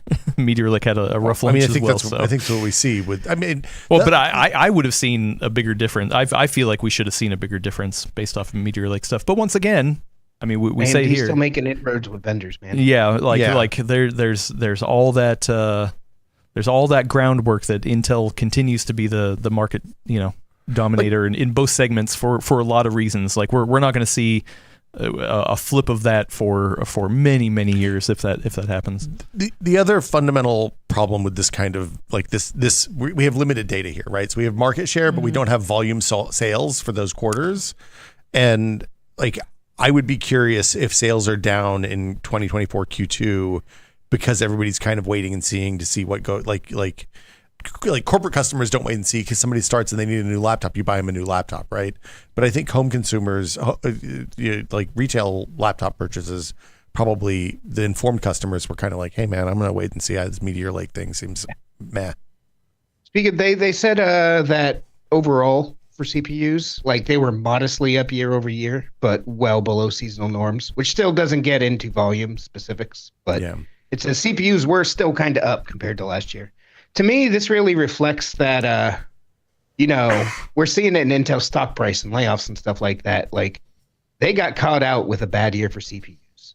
Like Meteor Lake was not garbage, but it was not great. Like when we went to CES last year, we were talking to laptop vendors. They're like, yeah, we're putting out Meteor Lake. Yeah, AI is starting to come in. But what you really want to wait for is Lunar Lake when that comes out around Computex. That's going to be dope. It turns out that's 100% true. And meanwhile, for these numbers, AMD's Ryzen 9000 had just launched. So that's obviously going to give AMD a spike. But at the same time, we're all saying, hey, nobody buy Intel CPUs because they're electrocuting themselves. Like between those two things, I'm not surprised to see AMD make a massive leap here. Yeah, I mean that's a really good point because like there was a period of time there. If you were buying a high-end unlocked CPU, you just are like, man, don't buy a 13900K or 14900K because they're catching on fire and we don't really know why. Yeah, and even if you're buying a lower end one, if every PC gaming site that you read, every PC site that you read is saying, hey man, just don't buy Intel right now. It's not worth it. Even if you're buying a Core i3 or Core i5, I think you kind of listen. Well, and that's still there's still knock-ons on that, right? Like there's a class people action are still lawsuit buying now. Intel, though. Or there's a lawsuit against Intel for somebody that bought a 13700K or something like that. That's like, they're trying to make it a class action, which is you knew was coming. Yeah, we actually published a post on that this week as well. It's because as part of its transparent troubleshooting process, Intel was actually like, yeah, we identified this problem last year. It was a limited batch, so we didn't do a recall. We just replaced those ones, like that kind of stuff. So the lawyers paid attention. The premise is that they launched the 14,000 series knowing that there was a problem with it. Yeah. Yeah. Oops. Yeah. So getting all that into court and all that stuff. Oh boy. Yeah. That is adding to another of Intel's troubles is court cases. I mean, all I know is looking at these Lunar Lake and the Ryzen AI 9 stuff. If I had bought a Meteor Lake laptop in the start of this year, I'd be really bummed out right now, I think. Yeah, especially they don't even get Copilot. Not that you want Copilot, but yeah, if you're going to buy a new laptop, might actually be a feature. Yeah. No, like the last laptop you can buy without Copilot is probably a selling point for a large portion of the audience. Hurry, go! You got to buy this. It's not going to get Copilot. You got to get on that. Well, but also that really has to hurt Intel. They rolled out these laptops, and then Microsoft rolls out this giant marketing initiative that doesn't support the laptops that they have for 3 months. Like that's going to impact those numbers too. So. Yeah, well, speaking of impact and numbers, there's another article that I have here that I linked in the description. Let's copy and paste that so it opens up. And Intel had their financials recently. It's all good news, right? Wait. And one Mark Hockman wrote it up again? Man, that guy just writes a lot. You should take vacation sometimes. Look at that. Yeah, touch grass, man. Yeah, jeez. His typewriter, he's got to Maybe he's refill touching the grass ink. with one hand while typing. Maybe he's just sitting outside in a meadow surrounded like there's birds on his shoulders. And There's he's just, butterflies. yeah, exactly. He's just singing to himself in puddles. Yeah. What I'm saying is Mark Hockman is a Disney princess. And yes, and he's awesome. Yeah, so very good. We love Mark. Yeah, so the title here is Intel lost more money than it made last quarter. Subhead is Intel piled on the accounting charges as it goes through a restructuring process. So yeah, high level. We don't need to get into the details of necessarily financial stuff, but that's probably not good if a company doesn't make more money than it spends. I mean, what are the losses are in investment and restructure? Well, no, there's depreciation. Boy, there's a lot of stuff in here. I mean, the TLDR in Intel for a long time has been, hey, they're investing in fabs in the United States and they've got some government money to help with that, and they're spending a lot of money to make money in the future in these in these big long bets. Pat keeps talking about 18A. Yeah, 18. Well, they killed 20A, so now 18A is going to be even better. Well, but because it's looking so good, so Yeah, but like it's going to be a while yet before chips start rolling off the 18A line. And in the meantime, they're sending money to TSMC for all of their new compute tiles. Actually, I think all the tiles in Arrow Lake except for the base tile, are made by TSMC. So it's I don't know, man. It feels rough. Yeah, they've definitely got a lot of stuff, and yeah, I mean, at the end of the day, to go back to something we were talking about earlier, I think the hard part for a lot of consumer confidence, at least, is that like we've seen at least 4 launches now where it's launched. The Intel has had really rough launches to the point where they've had to come out and be like, oh yeah, we agree, this is a rough launch, we're going to work on it, we're going to learn from it. And it's like, how many times can you come out and say that? I mean, it's good. Listen, it's just people who work at Intel. It's just it's just people trying to do their job, get the stuff done. Stuff isn't lining up. There's obviously a lot of stuff that they're dealing with, but at the end of the day, it's hard to have that same narrative once again, to be like, hey, we messed up, we want to learn from it, we're going to try to fix it. How many times can the general consumer market kind of go through that kind of stuff? I think that's part of it is driven by the ambitious goals that they have, because they keep saying we want 5 nodes in 4 years. They've been on pace for that. And, when you're rushing trying to hit those are very strenuous deadlines when you're making new computer processors from scratch out of sand and all the other little bits that go into it. But when you're rushing stuff out like that to try to hit a milestone like that, like, more teething pains are bound to happen, I think. So I hope they get caught up soon and can take a little bit more time to not necessarily rush out all these launches. Yeah. I also wonder how much of it is also related to the fact that, we had some very unusual working conditions for at least a few years. So if this continues, obviously you can't attribute it to, trying to have to work fully remote or hybrid for a while. And the chips, no pun intended, the chips are just falling where they do. But I do wonder if we will start to see more stability in what's released from both Intel and honestly, AMD, given how this year has gone, as we get kind of past that era, because, some of this roadmap stuff like happens years before, right? So I'm not giving anybody a pass, but I just wonder how much of that is also a factor in all of this.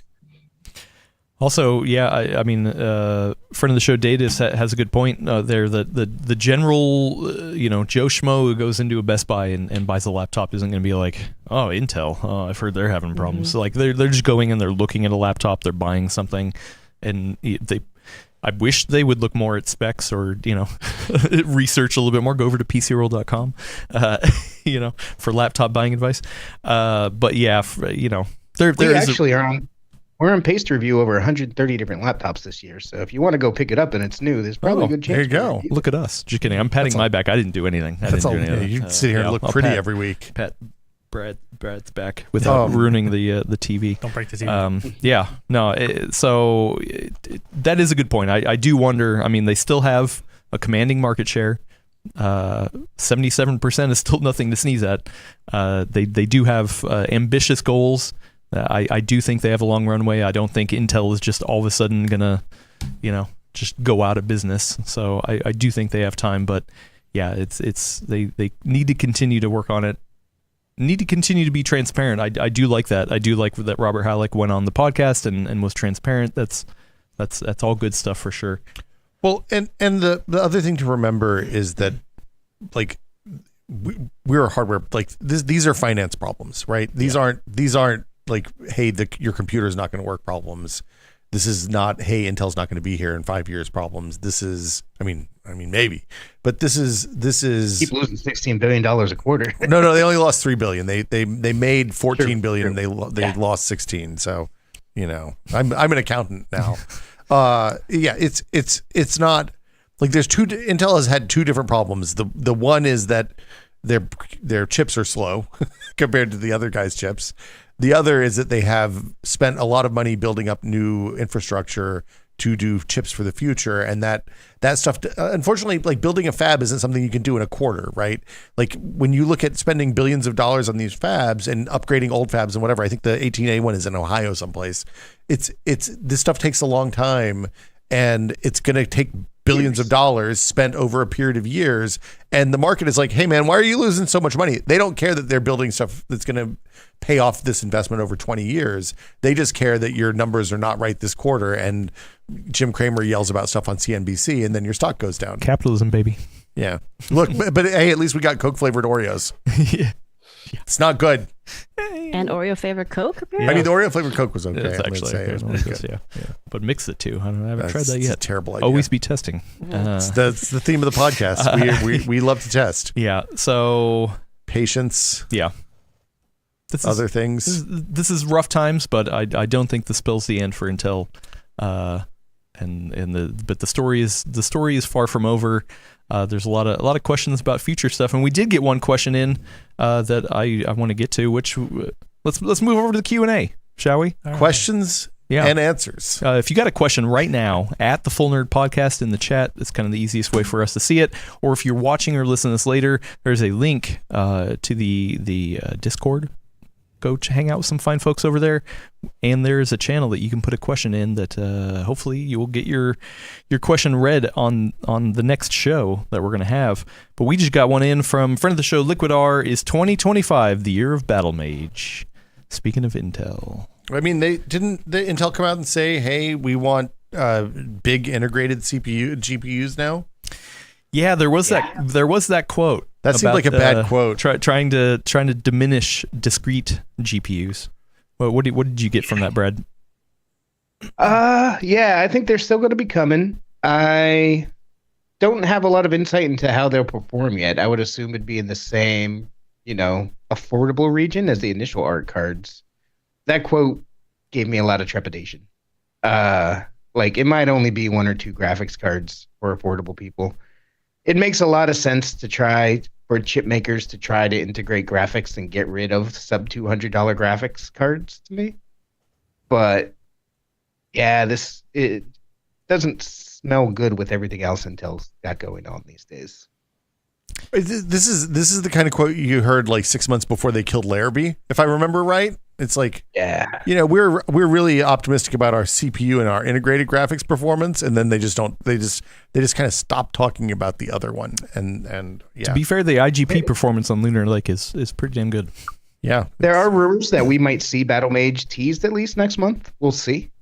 If they rush out a tease ahead of CES, I feel like that would seem to me that it has not super great confidence against AMD and NVIDIA's next-gen stuff, because I would expect to see AMD and NVIDIA's next-gen stuff at CES. So, I mean, really we'll have to see. They've done a lot of great work building up those cards. They offered great value once the drivers started working. I hope it's not the death of it. To me, GPUs are very important even for the data centers and businesses where Intel's struggling like now, like the whole big picture, they need GPUs. More now than ever before. Yeah, so I really hope it keeps going, but that's not super thrilling of a quote. Yeah. I mean, look, if they're going to roll out a GPU, unless they have magic performance juice inside their GPUs, it's going to make them beat everybody. The time to do it is before everyone else does, and it seems like that window is closing. So, I mean, unless December launch, baby, that's where you make your money in the GPU game. Wait, I'm getting déjà vu. Didn't we say this last time too? Look, I wasn't here last time. That was a good point. Yeah, very good point. But I do think they're still, like Brad said, they're going to be aiming at different markets. AMD or sounds like AMD and Nvidia are going to be, or maybe Nvidia is going to be aiming for the moon. Nvidia or AMD is still kind of in that mid range. I don't think they're going to roll out the lower end. But if Intel can come out in the low end and focus on there, then you've got I think less competition, if that makes sense. Where Nvidia is like just aiming up there and Intel's aiming down here, and being really good price for performance, hopefully. Yeah. Fingers crossed. Well, we will see if to be determined if 2025 is the year of Battle Mage. more competition is better. So I would love for Battle Mage to come out and just kick ass. XE2, the architecture that Battle Mage is based on, is also the cornerstone of the graphics inside of Lunar Lake. And Lunar Lake's graphics, depending on the laptop they're in, are awesome. So that gives me hope that Battle Mage might be significantly better than ours was. Yeah. I'm going to get back to some super chats that were asked earlier. XPodX gave us $5. Thank you so much. Thank you. And said, this is actually one for Will. Here we go. Do you think an i9 to 9900K will handle a 5090 fully at 4K 144 hertz ultra 125 to 150% render in Call of Duty, Modern Warfare 19, Vanguard, etc.? No. I do not think that. I have a 9900K. It's my stream machine. You just put a 5090 in it. You got it, right? If you got 5090, I'll take it home, jam it in there. Yeah, I need a power supply upgrade probably to run a 4090 in that thing. This is obviously a very pointed question. Yeah. And we don't know what the 5090 is. But can a 9900K get bottlenecked by a 4090 right now? Yeah, 100%. Like I was running a 9900K as my main system when the 4090s came out, and I had to borrow a CPU in order to test that thing and get actual numbers that made sense out of it, because it was bottlenecked like crazy on the 9900K.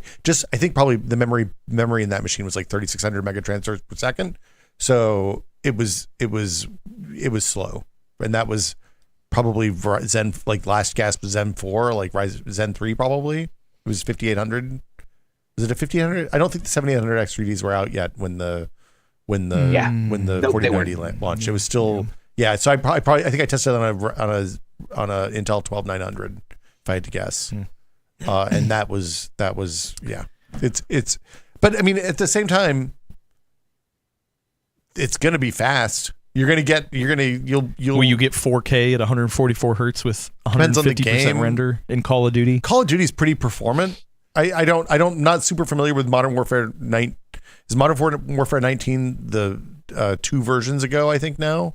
No, I think they're... no, that's 5. Yeah. It's every year for Call of Duty. I think they're just saying, whatever next year's like is. This year. Yeah. Like, you're going to get... If you have a 4090 or 5090, whatever, on Call of Duty, whatever, you could put it in a Skylake, and you're going to get okay performance probably because of the way Call of Duty works. I can't remember. Somebody had testing on YouTube where they tried to match a 4090 with the slowest GPU, like modern GPU. I can't even remember what GPU was, and like just to see how much it bottlenecks. CPU. CPU. Yeah. Sorry. Yeah. Here's the thing about this question though. Like it's very specific to this very game. And to me, that game is 5 years old. Yeah. Like, I would not be surprised if the CPU is the bottleneck there. If you get a 5090 or 4090, that will not be the bottleneck in that system. The CPU definitely will be. The question is, though, that game is 5 years old. Can it even handle, if you drop in a 9800 X3D, is it the engine even possible to run that high? Like, I would try to go look for YouTube videos and see if there's someone else who are looking for this exact thing in that exact game.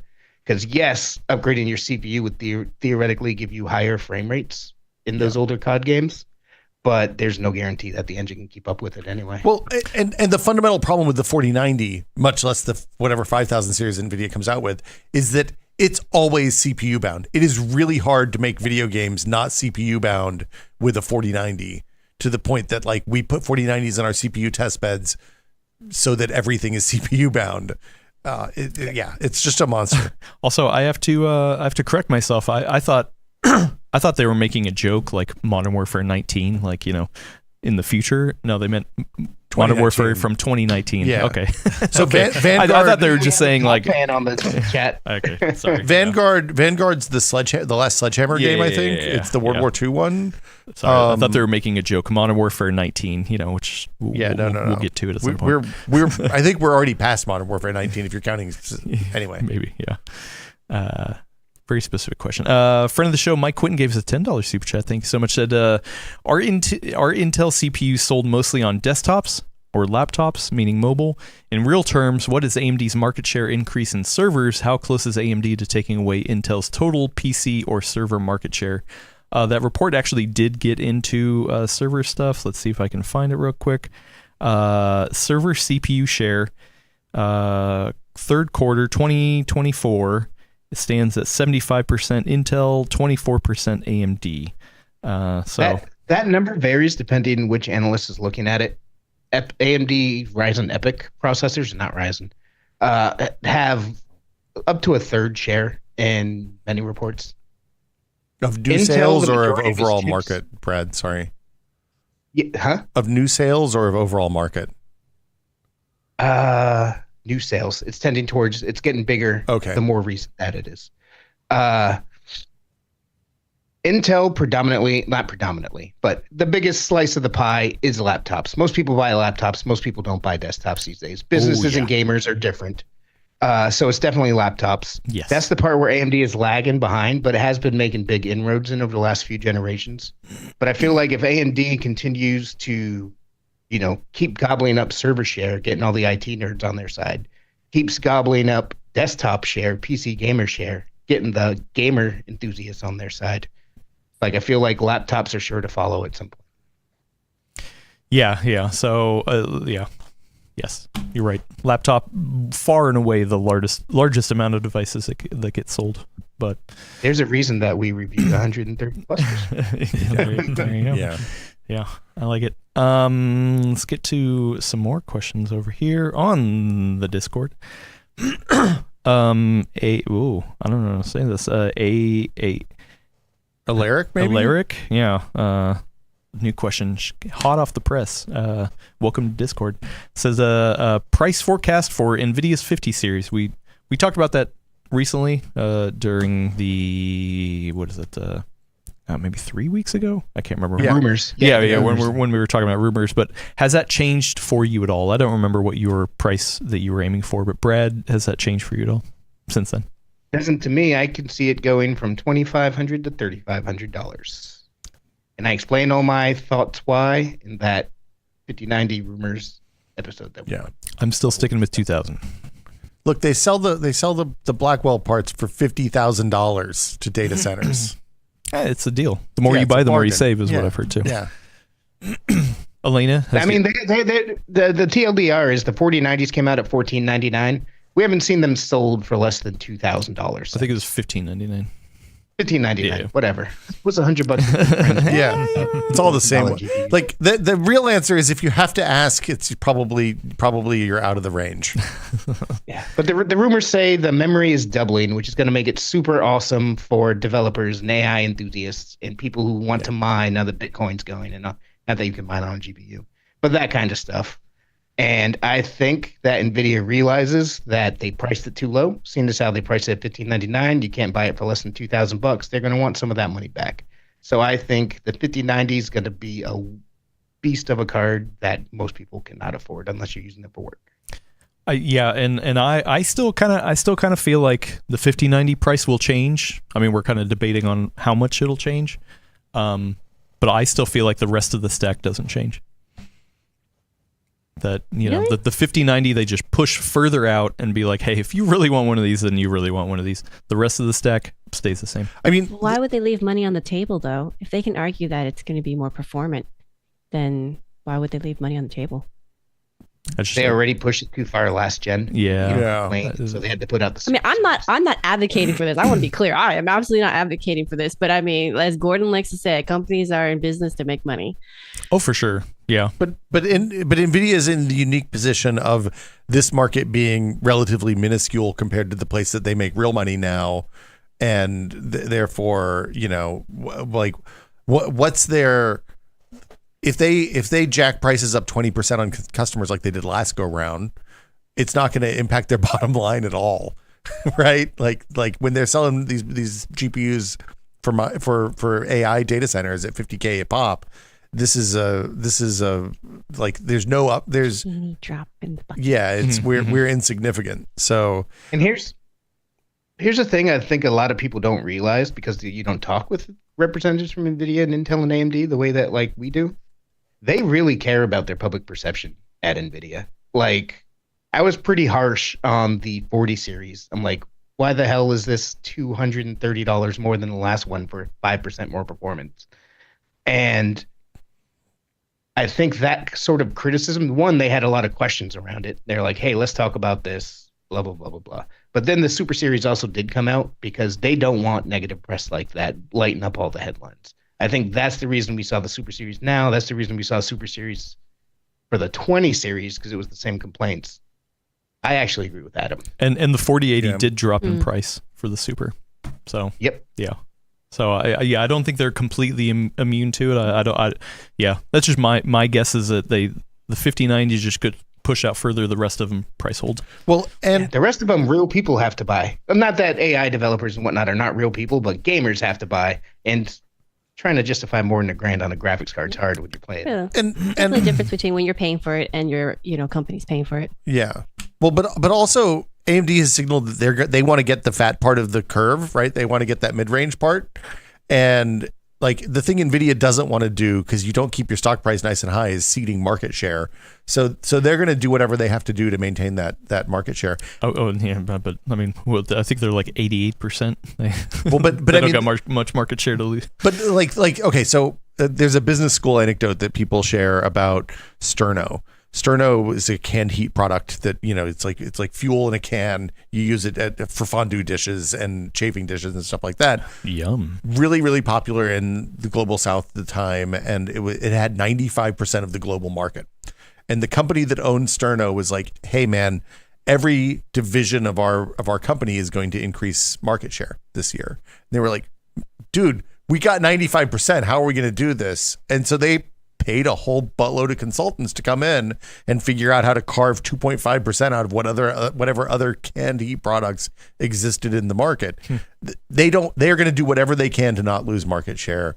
And if that means that they bin out some failed Blackwells for mid-range gaming cards that light the world on fire, it's no skin off of their teeth. Those things were just going to go in the recycling bin anyway. So yeah, it's going to be I'm wildly curious to see how these cards perform on all three fronts. And B, I'm curious if this maybe we'll have a launch that everybody doesn't, the numbers don't come out. Everybody's like, oh no, these numbers are lower than we were expecting. Something's jacked up on testing. Because theoretically, GPUs are at least a little bit simpler than everything else. I don't know about that. Yeah, I don't know. It's weird. Yeah, we're gonna have to talk about how we're gonna do all that testing. Yeah, so we'll see. Friend of the show, Yapaplectic, asked, what are the second and third largest PC/consumer components that utilizes the fastest speed PCIe 16 slot can offer? It seems that all we know these days, only a GPU sits on that slot, not including server grade components. So essentially asking, what else can you put in a by 16 slot that is going to actually use by 16? That is not some weird like a Brad Shoemaker kind of scenario. Well, some people put there's high speed NICs, high speed interconnects for NICs, and then there's also weird SSD slots that have 5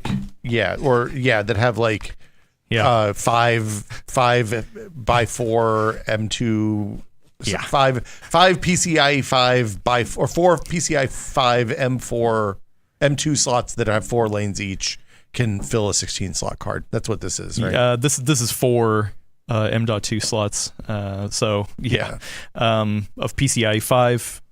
I think there's a lot of people who use these kind of things. I don't think normal people use these. I think it is more for nerds like us who need a lot of storage and things like that. Nerds. Genuine question: how about video capture cards that are capable? They're of like one streaming, lane like, these 4K? days.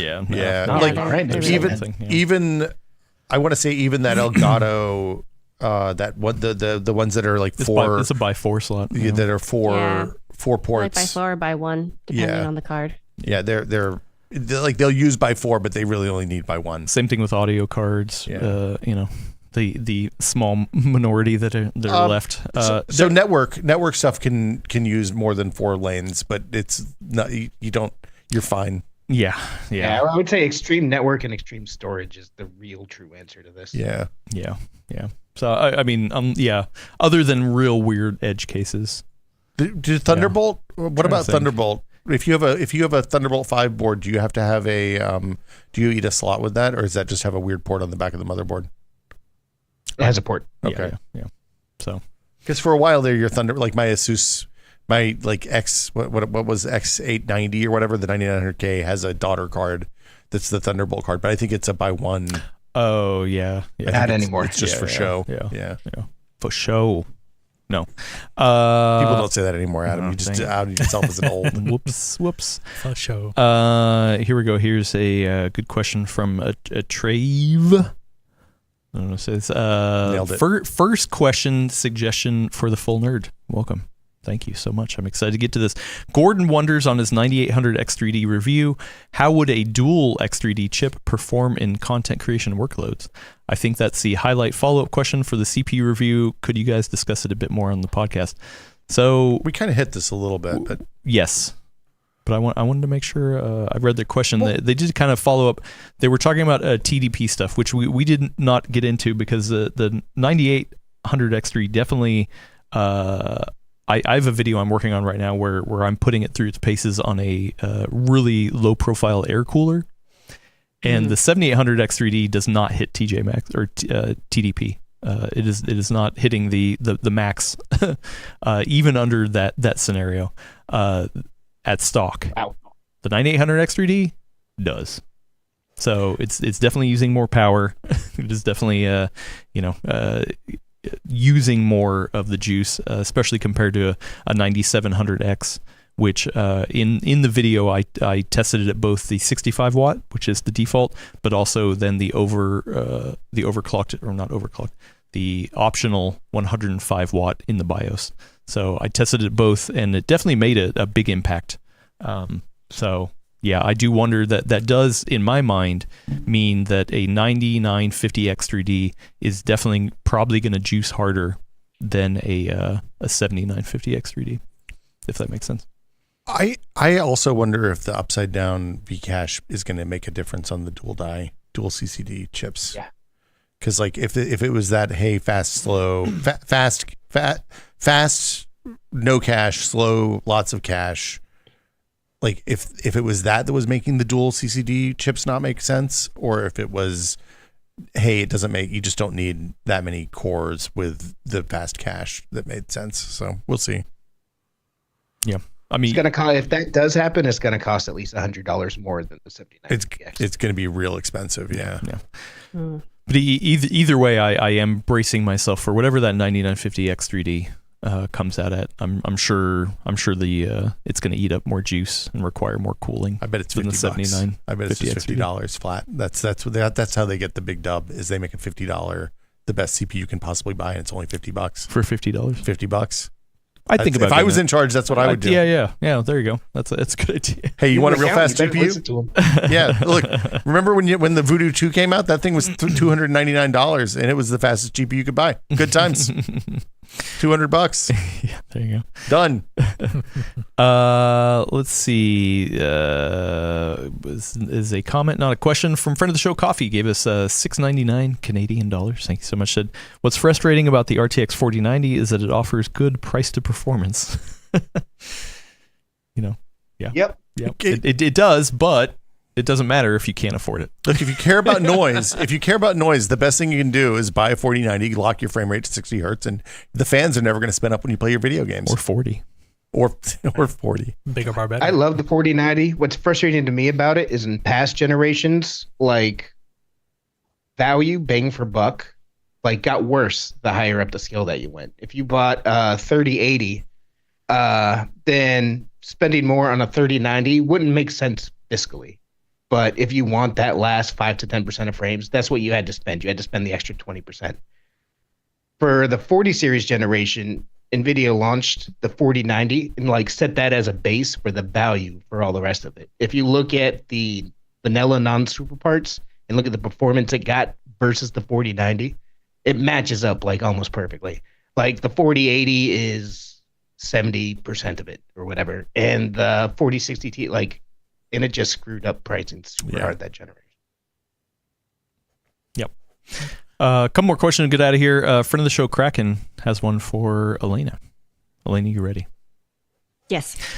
Does Elena think the 9000 X3D CPUs are of value if they are premium priced and out of reach for a poor gamer? Or must we buy last year's X3D or even 2 years ago? I would actually like to hear the question again. Does Elena think the 9000 the 9000 series of X3D CPUs are of value if they are premium priced and out of the reach for a poor gamer? It's kind of like what we were just talking about with the 4090. It's like, oh, hey, really good price for performance, but you still need to spend almost $2,000 to get it. Okay, that's like okay, so essentially, essentially I want to hear this it twice because I feel like it's a bit of a trick question. So it really boils down to how do you define the word value? Right? Yes. Is value something to you where it's just really cheap and you get a ton for that? Or is value that you get a lot for the amount that you've paid? Right? So if you're somebody who wants that performance, you may find it a very high, you get a lot of value out of that chip because for the amount that you've spent, you feel like you get so much for it, right? But if you're somebody, and I think for this particular question, because they added that caveat that for a poor gamer, they're basically saying their value, their definition of value is how can I get a ton for very little money? So is this going to be a good value for me? And then for you specifically in this question, no, that's not good value because you can't afford it. And so therefore you've overspent basically to get something. It's a bit of a lawyer kind of answer, I guess. But that's kind of why I asked you to read it twice because I was like, ooh, I feel like, is that secretly Gordon asking me this question? Gordon would be doing the Bill Clinton voice right now. Just he would. I actually heard that when I was saying, how do we define value? It makes a lot of sense. Like if you're on a tight budget, to me, the best value right now is to go get one of those 5700 X3Ds, 5800 X3D if you can find it, but you can't. So 5700X on AM4 with DDR4, you'll be having a rocking game machine for cheap. But when we're talking about the 9800 X3D, it's 25% faster in games to 30% faster in games. Heck, in Cyberpunk, we saw 45% faster than the 285K. And that chip costs $130 more. Mm-hmm. So compared to that, the 9800 X3D is a screaming value. It all depends on what you're trying to buy, man. Mm-hmm. Yeah. So it also depends. How do you find the word poor? Right? we do get some international, commenters sometimes, and somebody who's in India, their budget is completely different than someone who considers themselves a poor gamer in the United States. So again, it's just so relative. That's why when people ask me for advice, I always ask them, what are the specifics to your situation? I need your budget. I need to know your desired frame rates or otherwise what your other goals are, and how much wiggle room you have in your budget. We'll start there and then we'll go from that. Yep. Last question here from friend of the show, Boria Zero, because this is interesting. Since we're on the verge of another Bitcoin boom, are we? Actually didn't know. We're already there. Oh no. I think there's speculation. Oh great. Do you expect GPU mining apocalypse 3.0 to swallow Blackwell and RDNA 4, or do you think there's been a decoupling between the two? Oh no. My understanding is that the current popular crypto stuff isn't really mineable with GPUs anymore. You have to have specialized ASICs. Oh really? Yeah. No. Oh, thank goodness. Whether Thank whether goodness. Blackwell changes that, I don't know. But my understanding is that like you haven't been mining Bitcoin on a GPU effectively in half a decade almost at this point, right? At least since 2020. It's the same for Ethereum. Like the bigger ones are like that. Well, Ethereum some of moved the- off of proof of work, and that changed for them, right? Yep. Yeah. The smaller niche ones are the ones you'd have to worry about if that winds up coming back big. I personally, I'm more worried about just the raw like wafers being allocated to AI chips rather than gamer chips than I am about miners taking gaming graphics cards. Yeah. Yeah. I do wonder how much stock is going to be allocated for these new parts. Yeah. Yeah. Yeah, the last retro Sean has it right. The last crypto boom and the reason video cards were really hard to get in like 2019, 2020 and into the pandemic was because Ethereum was explicitly made to be GPU friendly for mining after Bitcoin waned. And so, yeah, anyway. All right. Right, Adam. Before you end the show, we missed one super chat. Oh, did we? earlier. Yeah, this is. Oh, no. This is back when we were talking about the 9800 X3D. Back in the day. Back in the days. Friend of the show, Eek44, gave us 89 Danish krones. Thank you very much. Just a comment to say, use 8 cores and go to the park with the rest and see 3D trees. Oh, 3D trees. Wait, I think that was- Trees come in 3D? yeah, you can get them in 3D now. Oh. Just Like on your game. 3 dimensions. I feel like the Simpsons episode predicted that at one Real? point, so we might see that eventually. Real talk. During the pandemic, I was staring at screens for so much of like my waking life because I just wasn't going outside that I literally had a thought one time when I was looking at my cat and I was just like, wow, the dynamic range on this is just amazing. Look at the fur rendering. It's perfect. Oh. And that's when I was like, I need to go outside and touch grass. Like How many I just need to FPS put a is that mask on cat? and just go out and touch some grass because damn, my brain's going into some weird places here.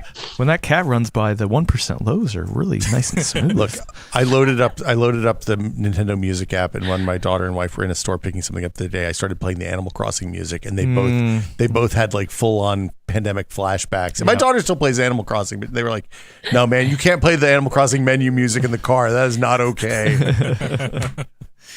Yeah. Fun times. Speaking of fun times, everyone should go have some fun times. That's what the other thing we say here at the Full Nerd is that everyone should go have fun times. Like, have a Coke flavored Oreo. It's touch fun. grass. It's for the kids. Oh my goodness. Oh yeah, Oh, people my love goodness. chewing noises. Adam Thanks just, for that. Adam just munched it. ASMR. He got the whole thing in his mouth with just no hesitation too. Yeah. Does it taste good after the third try? I bet you wish you had a nice Coke to wash that down with right now, not a glass of milk or anything. I got to say that they're a little staler Yeah, is that helping? than they were, and it's helping it just a Oh, little okay. bit. That's a good sign. I gotta love that you're still chewing. Yeah, Like, he's still working it. He's Still working savoring it. Yeah. He's just enjoying it. Are Just the fizzies still going? wash it around in your mouth. Feel those pops. Hold on. It's very minimal pops. Hold on. If you put it in your mouth, No, you no, can't. can we not hear him? Yeah. Oh my god. I just wanted to see how big tried. you get your mouth open. It is Yeah. pretty impressive. Yeah. You put your whole hand in there. And Daedus is right. Adam is an Oreo shill. That's right. Yeah. If they're here, I will eat them. But more of a Coke shill. I'm going to go Oreo tell shill. you, these are the first Oreos in my life that we've ever thrown out, some that were uneaten. Like usually you have a You box of can't do Oreos in the that. house. You can't just waste and they're food. like 3 days, they're Just bring them gone. over here. Wow. Yeah, it's a human garbage can over here. I gotta say, been despite not loving that Oreo, the box seems pretty empty. Like how much did you test in day one? I want to know. Test. There's Test, 4 yeah, Oreos left. 4. It's a box Had of. to be sure. Yeah. You have to Listen, keep running listen. that benchmark. I mean, come on. Adam's like those guys who spend 5,000 hours on a game in Steam and then give it a negative review. Yeah. Hours played 3,000. I would Thumbs say down. I would say they know best. But they are sure, Brad. They're so sure at this point. You got to have a large enough sample size, and I had to sample. Dota 2. This game was great until they nerfed my main guy. No more jungling for me. Thumbs down. 10,000 hours played. Hey, you know what? Ivan has it right. Full Nerd sponsorship by Oreo 2025. That's our goal. Hey. Boom. Oreo. What if we Oreo, got Oreo. full nerd flavored Oreos? Well, we what I probably wanna shouldn't have spent all day dumping on their Coke Oreos. They know, Brad. But then also, I just ate how many? 16 in here. Yeah. So Oh no. You ate 16. I didn't. already? I did some of you. I ate one. Yeah. Some, I ate one some too, people yeah. shared. So you ate 14. Congratulations. Put those Oreos in ice cream. For science. Okay, yeah, for science. Always be testing. Always be That's tested. what we Always say be here. testing. That's what we say Yeah. here on the Full Nerd. That wraps it up for this week. Check back next week for this for your fix of PC talk here on the Full Nerd. To listen to us on the go, subscribe to us on Pocket Cast, Apple Podcasts, Spotify, YouTube Music, anywhere you can point your RSS. Deezer. We're on Deezer now. Are we? I don't know. Probably. Oh God, the Full Nerd Deezer. Is Deezer still a thing? Actually, I don't know if Deezer's still around. My podcast is on Deezer because somebody asked for it. Oh no. Oh nope, we're not on. We Sorry, are we're not not on on Deezer. Deezer. That's my bad. Okay, well, by end of Still week had we will be on aspirations. Deezer. Thanks for making me do more work. I just wanted to get us I on appreciate Deezer that. for the Yeah. kids. For the kids. The kids crave All Deezer. the kids are on Deezer. Deezer what? Also, all Deezer the podcasts. kids subscribe to us over on TikTok. We got a Full Nerd TikTok Yeah. over there. Check it out. Yeah, all the kids do this too. You want some behind the scenes? You want some? Actually, I haven't hot done any takes? behind the scenes You yet, should do or some behind the hot scenes. takes. Mostly just clips from the show. Okay. But we're going to expand it. It'll be fun. If you are on any of those services, including Deezer, I guess in the future, then please leave us a review. Every time you do, a new Oreo flavor comes out that I get to try. That's actually the first time you've ever said something that's true. But yes, factually correct. Yes. So, and I want Only. that. I want Wow, that. harsh. Yeah. I want to thank the people who joined me on today's episode. That includes Eleni Yee. Bye, everyone. That also includes Brad Charkis. Hey, it's me. Adios, Internet. Good luck. Good luck also to William Smith. thank you for having me. As always, it's a pleasure to be here. Your name's And- William? I'm a William. Yeah. It's my middle name. Oh. Ah, William is my middle name. Spoilers. there you go. And thank you especially to the foodie himself, Hey. Willis Lai, who controls the verticals and horizontals. And thank you, everybody in the chat. We will see you later. All right. Thank you, everyone. Actually, I'm glad that, Adam, you are testing Oreos in the lab safely here with people, not randomly on show floors off the floor, So Don't speak too soon. gotta keep Adam safe. Oh, well, no. thank you, everyone, for tuning in. We'll see you next time. Bye. Oh, I just realized, Willis, you're not going to be with me at CES to stop me. I know. Gotta pass that to Alex. Dan.